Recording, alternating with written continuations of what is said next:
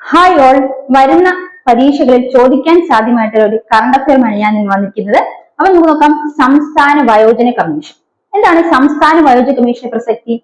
സംസ്ഥാന വയോജന കമ്മീഷൻ എന്ന് പറയുന്നത് വയോജനങ്ങളുടെ ക്ഷേമത്തിനും സംരക്ഷണമായിട്ട് രൂപീകരിക്കപ്പെട്ട ഒരു കമ്മീഷൻ.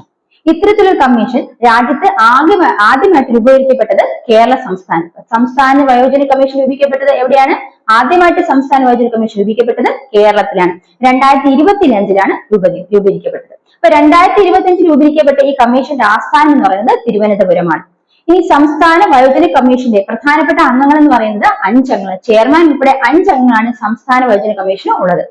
ഇനി ഇവിടെ അതിന്റെ കാലാവധി എന്ന് പറയുന്നത് 3 വർഷം. ചെയർമാൻ ഉൾപ്പെടെയുള്ള ഒരു കാലാവധി എന്ന് പറയുന്നത് 3 വർഷമാണ്. ഈ സംസ്ഥാന വയോജന കമ്മീഷൻ എന്ന് പറയുമ്പോൾ ആ കമ്മീഷന് ഒരു അർദ്ധ ജുഡീഷ്യൽ പദവി ഉണ്ടായിരിക്കും.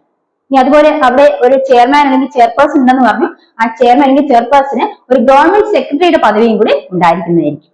അപ്പൊ ആദ്യമായിട്ട് സംസ്ഥാന വയോജന കമ്മീഷന്റെ അധ്യക്ഷൻ അല്ലെങ്കിൽ ചെയർമാൻ ആയത് ആരെന്ന് ചോദിച്ചാൽ മുൻ രാജ്യസഭ അംഗമായ കെ സോമപ്രസാദ് ആണ്. മുൻ രാജ്യസഭ അംഗമായ കെ സോമപ്രസാദ് ആണ് സംസ്ഥാന വയോജന കമ്മീഷന്റെ ചെയർമാൻ അല്ലെങ്കിൽ ചെയർപേഴ്സൺ. ഇനി നമ്മൾ മനസ്സിലാക്കേണ്ടത് ഈ ഒരു കമ്മീഷൻ കൊണ്ട് എന്താണ് ലക്ഷ്യപ്പെടുന്നത് എന്ന് ചോദിച്ചാൽ 60 വയസ്സിന് മുകളിലുള്ളവരുടെ ഉന്നമനത്തിനും ക്ഷേമത്തിനും സംരക്ഷണത്തിനും പുനരധിവാസം എന്നിവ ഉൾപ്പെടെ ഉള്ള കാര്യങ്ങൾക്കും അതുപോലെ തന്നെ അവരുടെ ഉൽപാദനക്ഷമതയും മൗലികവും നൂതനമായ ആശയങ്ങൾ ഉണ്ടാക്കാനുള്ള കഴിവിനെയും സമൂഹത്തിന് പ്രയോജനപ്പെടുത്തുക എന്ന ലക്ഷ്യത്തോടു കൂടിയാണ് ഈ സംസ്ഥാന വയോജന കമ്മീഷൻ രൂപീകരിക്കപ്പെട്ടത്. അപ്പൊ ഇത്രയും പോയിന്റ്സ് മനസ്സിലാക്കി വെക്കാം. തീർച്ചയായും ഈ വരുന്ന പരീക്ഷ നിങ്ങൾക്ക് ഉപകാരപ്പെടും. അപ്പം അടുത്ത ക്ലാസ്സിൽ കാണാം.